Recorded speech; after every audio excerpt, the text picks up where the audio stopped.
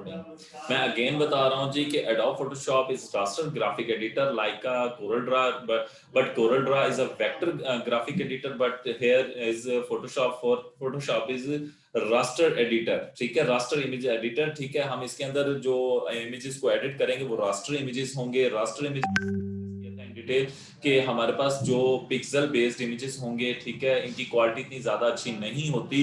ठीक है, बट ये हमारे पास रास्टर को जितने हम पिक्सेल्स इसके अंदर डिफाइन करेंगे उतने पिक्सेल्स ही हमारे पास व्यू में मौजूद होंगे। ठीक है, तो ये हमारे पिक्सल बेस्ड इमेजेस होते हैं, इन्हें रास्टर इमेजेस कहा जाता है। इनको हम ज्यादा अगर जूम करें तो रास्टर इमेजेस क्या हो जाते हैं।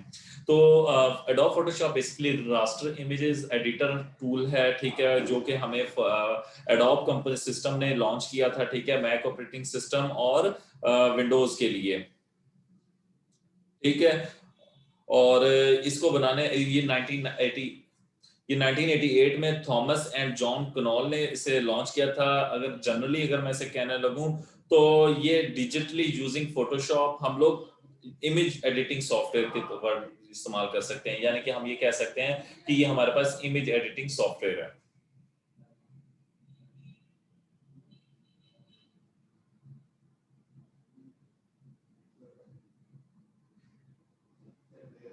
किसी का कोई क्वेश्चन है तो पूछ सकते हैं। मैंने आप लोगों को ऑलरेडी इसका डिफरेंस बताया था कि जी रास्टर इमेजेस और हमारे पास क्या होते हैं, क्या कहते हैं, वेक्टर इमेजेस। तो मैंने आपको इसका मेजर डिफरेंस था कि रास्टर ग्राफिक्स जो होते हैं ये बने होते हैं पिक्सेल्स के। ठीक है, और जो हमारे पास वेक्टर इमेजेस होते हैं ये पाथ बेस्ड बने होते हैं। ठीक है, जिसकी वजह से क्या होता है कि रास्टर इमेजेस को हम ज्यादा जूम नहीं कर सकते, मगर हम वेक्टर इमेजेस को बहुत ज्यादा जूम कर सकते हैं।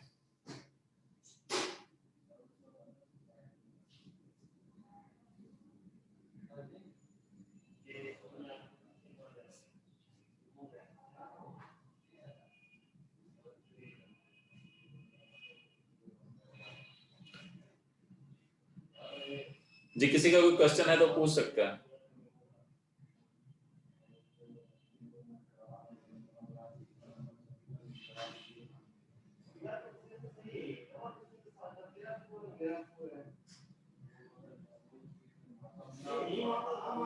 फिर मैं आप लोगों को फोटोशॉप में अगेन दिखा देता हूँ जीरो से कि हम लोग अगर ये मेरे पास एक टाइम एक डॉक्यूमेंट होता है हुआ हुआ है। ठीक है, मैं इसको क्लोज कर रहा हूँ। मेरे पास ये मेरी बाय डिफॉल्ट स्क्रीन शो होगी। बस डिफॉल्ट स्क्रीन के अंदर मेरे पास जो ऑप्शंस शो हैं, ठीक है, कि वो मुझसे डिफरेंट चीजें कह रहा है। वो कह रहा है कि आप न्यू फाइल क्रिएट करना चाहते हैं या ओपन करना चाहते हैं। अब ओपन में हम क्या होता है कि वो पहले से मौजूदा फाइल मौजूद है तो आप उसे ओपन करना चाहें तो उसके लिए आपके पास है। ठीक है, और अगर आप न्यू फाइल क्रिएट करते हैं तो बाय डिफॉल्ट ही जब आप फर्स्ट टाइम करेंगे तो क्रिएट न्यू करेंगे तो क्रिएट न्यू के सामने आपके सामने ये वाली विंडो अपीयर हो जाएगी। अब ये मुझे दो ऑप्शन देगा, एक जो मैंने लास्ट काम किया होगा और फर्स्ट क्या बता रहा है, कस्टम। कस्टम का मतलब है कि मैं मर्जी से अगर कोई एडिटिंग वगैरह करना चाहता हूँ तो उसके लिए।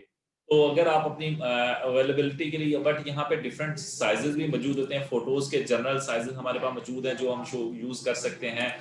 प्रिंट के हमारे पास प्रिंट यानी कि पेपर्स वगैरह के लिहाज से हमारे पास डिफरेंट साइजेस यहाँ पे मौजूद हैं। जिसकी रिक्वायरमेंट है, आप जो चीज बनाने जा रहे हो आप उसके हिसाब से वो चीज सेलेक्ट कर सकते हो। फिर उसके बाद आपके पास आर्ट एंड इलिस्ट्रेशन के डिफरेंट है, यहाँ पे पिक्सल बेस्ड है। ये देख रहे हैं आपके पास यहाँ पे जो लिखा पीपीआई, ठीक है, @300 पीपीआई यानी कि पर इंच। ठीक है, पॉइंट्स पर इंच या पिक्सल पर इंच जो हमारे पास होते हैं। ठीक है, ये उसके हिसाब से ये हमारे पास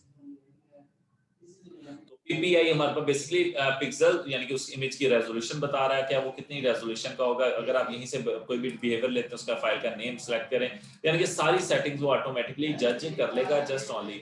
और वेब के लिहाज से भी, इवन के मोबाइल स्क्रीन एंड वीडियोस के लिहाज से भी उन्होंने सारा क्राइटेरिया हमें यहाँ पे अवेलेबल दिया हुआ है। हम जिस तरह का डॉक्यूमेंट क्रिएट करना चाहते हैं हम वो क्रिएट कर सकते हैं। फॉर एग्जाम्पल मैं प्रिंट में से A4 साइज सेलेक्ट कर लेता हूँ। ठीक है, मैं A4 साइज को सिलेक्ट करके उसका नाम दे लेता हूँ। ठीक है, फर्स्ट फॉर एग्जांपल, और उसको मैं क्रिएट क्लिक करता हूँ तो ये मेरा उसने फर्स्ट डॉक्यूमेंट क्रिएट कर दिया। अब नेक्स्ट है कि डॉक्यूमेंट क्या होता है। हमने ऑलरेडी देखा हुआ है कि डॉक्यूमेंट हमारे पास मल्टीपल यानी कलेक्शन ऑफ पेजेस होता है किसी भी चीज की। ठीक है, तो वो हम उसे ये मेरे सामने एक डॉक्यूमेंट क्रिएट हो गया है, ठीक है, यानी कि उसका नाम क्या है, फर्स्ट। और ये अब स्क्रीन आपके सामने टॉप के ऊपर जो आपके पास फर्स्ट बार आ रही है, ये बेसिकली आप लोगों के पास मेन्यू बार है। सेकंड के ऊपर आप लोगों के पास प्रॉपर्टी बार शो हो रही है। और उसके बाद आपका ये एडिटिंग एरिया है, जिस एरिया के ऊपर आपकी एडिटिंग वगैरह होगी।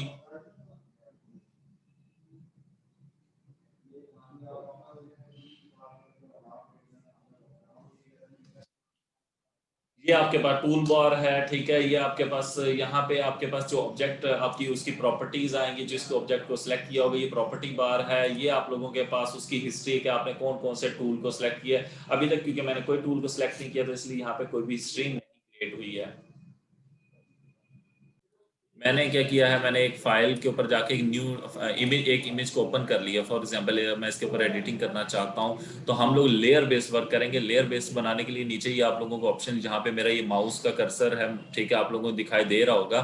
तो यहाँ पे ये जो ऑप्शन है आप लोगों के पास, ये बेसिकली लेयर के लिए है, ठीक है। ये आपके पास न्यू फोल्डर क्रिएट करना, आप अपने इस को एक ग्रुपिंग करने के लिए एक फोल्डर उसका स्ट्रक्चर बना सकते हैं, ठीक है। तो वो ग्रुपिंग होते जाएंगे उनके स्ट्रक्चर, यानी कि ये अलग अलग, ठीक है। फिर उसके बाद आप उनको न्यू फिलिंग एडजस्टमेंट उसमें कर सकते हैं, ठीक है। ये आप लोगों के पास यहाँ पे डिफरेंट उसके फीचर्स यहाँ पे मौजूद हैं। कोई मास्क अप्लाई करना चाहते हैं, ठीक है, ये डिफरेंट उसके फीचर्स मौजूद हैं। तो मैं एक न्यू लेयर मैंने क्रिएट की। लेयर को आप नेमिंग करना चाहें, ठीक है, आप वो भी कर सकते हैं, ठीक है। तो ये आप इसको फॉर एग्जाम्पल मैं लेयर का नाम कर लेता हूँ एडिटिंग, ठीक है। मैंने उस लेयर का नाम एडिटिंग रख लिया है, ठीक है। अब ये स्टेम इसके ऊपर मौजूद है। अगर आपको नहीं इस लेयर पे कुछ दिख रहा, तो उसका मैं आपको इस तरीके से बता देता हूँ कि मैं कोई कलर सेलेक्ट कर लेता हूँ। और मैं अगर बकेट के साथ इसके ऊपर कलर कर दिया है, तो अब ये मेरी मुकम्मल लेयर, यानी कि वो जो इमेज के ऊपर आई है उस मुकम्मल को मैंने कलर कर लिया है, ठीक है। यानी कि जितना भी वो इमेज था वो सारा कलर हो चुका है। अगर इस लेयर को मैं हाइड करता हूँ, तो देखिए मेरे वो ओरिजिनल। अब इसका एडवांटेज मेरे पास यही है कि मैं कभी भी अगर इस लेयर के ऊपर कोई भी एडिटिंग करता हूं, तो वो मेरी नीचे वाली लेयर पे इफेक्ट नहीं करेगा। आप लोगों ने अक्सर देखा होगा कि कोई ना कोई कलर वगैरह कवर्ड होता है, ठीक है। अगर आप कलर चेंज करना चाहते हैं, तो वो भी आप कर सकते हैं।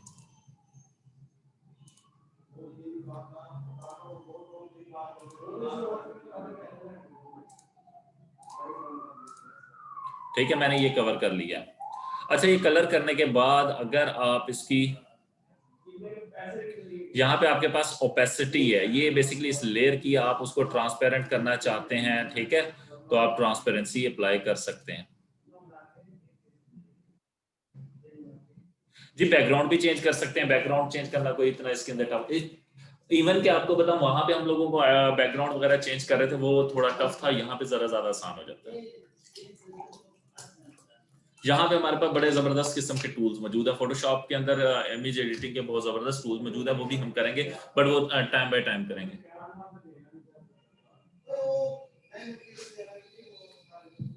मैं अभी आपको लेयर्स वगैरह इन चीजों का इंट्रोडक्शन दे रहा हूँ, तो ताकि वो आप लोगों को इन फ्यूचर यूज करने में कोई प्रॉब्लम ना हो।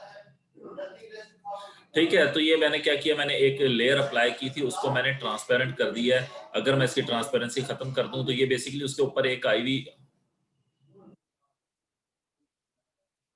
तो ये मैंने उसको क्या, अगर उसकी मैं ट्रांसपेरेंसी, ये ठीक है, ओपेसिटी हम लोग वेब के अंदर या जो वर्ड इस्तेमाल करते हैं, वो ओपेसिटी का वर्ड अप्लाई होता है, ठीक है। तो मैं अगर इसकी ओपेसिटी कम कर देता हूं, तो ये मेरे पास ट्रांसपेरेंट हो जाता है। फॉर एग्जाम्पल मैंने इसकी ओपेसिटी कर दी है 75%। अब मैं इसके ऊपर एक टेक्स्ट ले आता हूं, तो टेक्स्ट,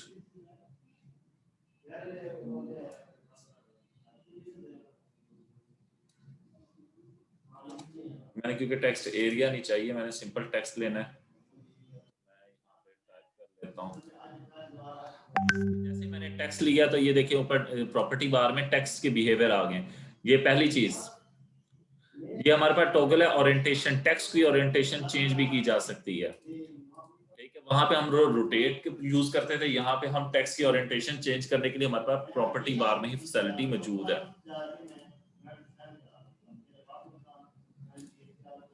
फिर उसके बाद सेकंड ऑप्शन है आप लोगों के पास टेक्स्ट के स्टाइल्स। आप किस कौन सा स्टाइल टेक्स्ट का यहाँ पे यूज करना चाहते हो, तो अंदर हमारे पास एक बड़ी रेंज के अंदर टेक्स्ट के डिफरेंट स्टाइल मौजूद हैं।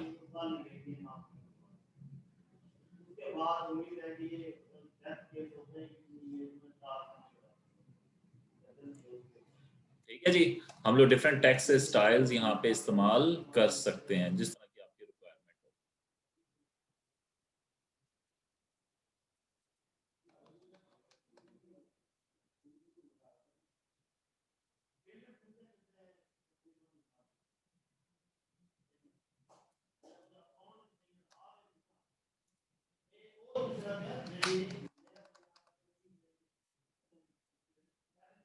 बट एक चीज माइंड में रखिएगा, यहाँ पे आप लोगों को टेक्स्ट जो है वो उसी लेयर, आपकी जो प्लेस है उसी के अंदर दिखाई देगा, दूसरी जगह पे नहीं दिखाई देगा।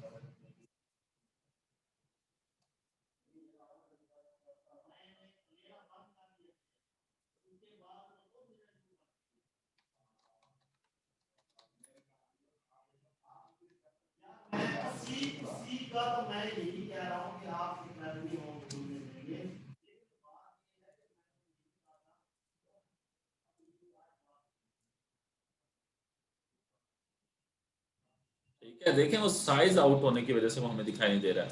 तो मैं क्या करता हूँ, इसको सिलेक्ट करके डिलीट करना चाहता हूँ। अगर मैं किसी चीज को, तो मैं उसकी यहाँ से आके ये डिलीट के बटन पे प्रेस कर दूं तो ये मेरी चीज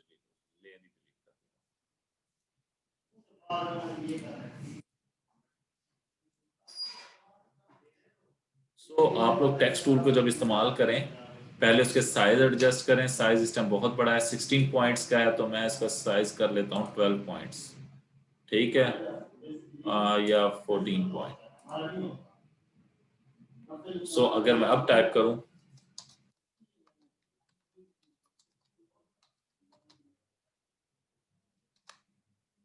इसकी मैं फॉन्ट फैमिली चेंज करना चाहता हूं, मैं इसकी फॉन्ट फैमिली चेंज कर देता हूं।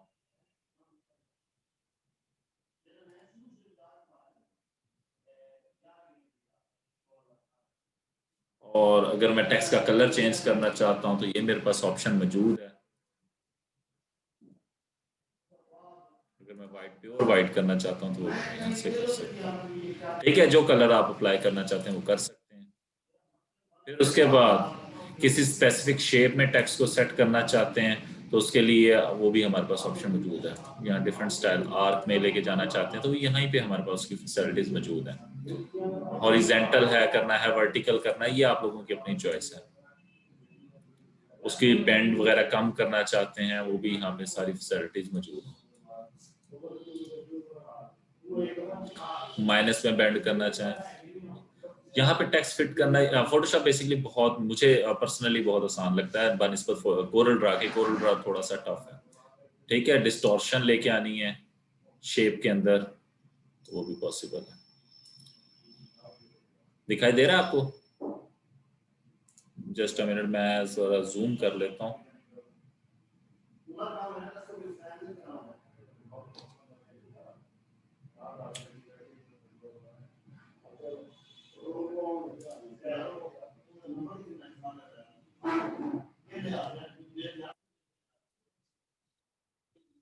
अब मैं टेक्स्ट, क्योंकि मैंने, अच्छा और एक चीज, जब तक आप उसको फाइनल नहीं करेंगे टेक्स्ट आपका अप्लाई नहीं होगा। तो मैं इसको अगेन साइज 40, अब मैं लिखता हूँ यहाँ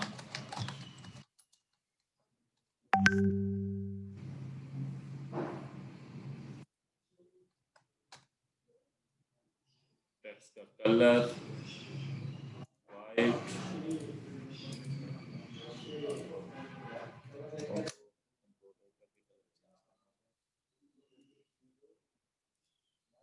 फॉन्ट फैमिली चेंज करनी है आपने, आप यहाँ से चेंज करें।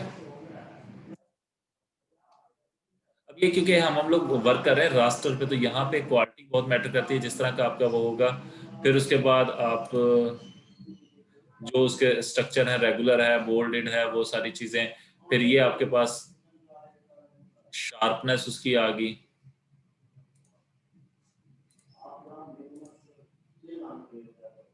अलाइन सेंटर करना चाहते हैं, ठीक है, मैंने डॉक्यूमेंट वो जो बनाया है उसके लिहाज से वो लेफ्ट अलाइन में ही सही है।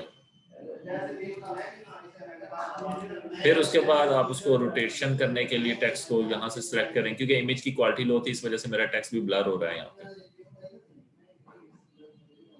वो इमेज बहुत छोटा है, सही है। सो फिर अगर मैं उसको कोई स्क्रोलिंग वगैरह उसके ऊपर आकर एक्शन परफॉर्म करना चाहता हूँ, जिस शेप के अंदर आप टेक्स्ट को लेके आना चाहते हैं उस शेप में ला सकते हैं।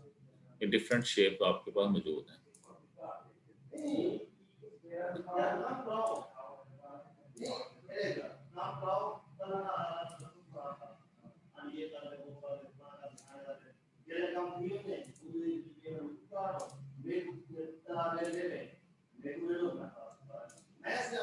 सो आप जिस स्टाइल में मैं आर्क पे कर रहा हूँ,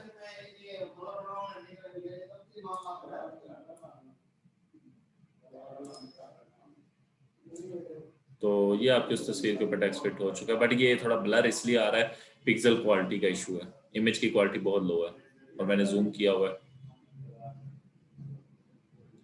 जब हम फिर अगर इसे 3D,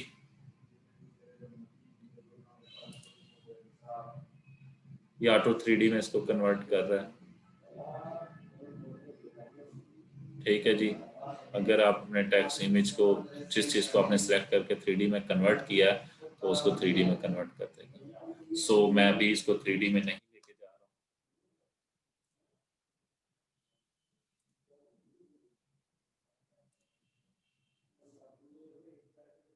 रहा हूँ। फोटोशॉप के अंदर वर्किंग बहुत इजी है बनिस्बत, आप लोग चैट में बता सकते हैं बेटा मुझे, बस नहीं है तो। ये भी वैसे सिर्फ इंट्रोडक्शन क्लास है, ठीक है। लेयर्स वगैरह का आप लोगों को इन चीज़ों की देखें, अब हमने जो जो चीज़ें इस्तेमाल की थी वो सारी चीज़ें हिस्ट्री में मेंटेन हो रही हैं। ये देखें, मैंने ये इमेज था, ठीक है, फिर ओपन किया, लेयर बनाई, उसके ऊपर डिलीट की लेयर को, फिर न्यू लेयर बनाई, फिर डिलीट की, ये सारी हिस्ट्री मेंटेन हो रही है सब्जेक्ट के ऊपर, ठीक है जी। ये डिफरेंट ऑप्शंस आ चुके हैं। सो यहाँ पे फिल्टर अप्लाई करना कितनी देर का काम है, जैसे हम लोगों ने पहले भी फिल्टर अप्लाई किए थे वहां पे, तो हमें 2-3 टूल इस्तेमाल करने पड़े। यहाँ पे हम एक लेयर बनाए, उसके ऊपर कलर करें। अगर आपको ये काम नहीं पसंद, यानी कि ना टेक्स्ट अच्छा लगा है ना ही वो लेयर अच्छी लगी, आप अपने ओरिजिनल सिंपल इमेज पे जा सकते हैं।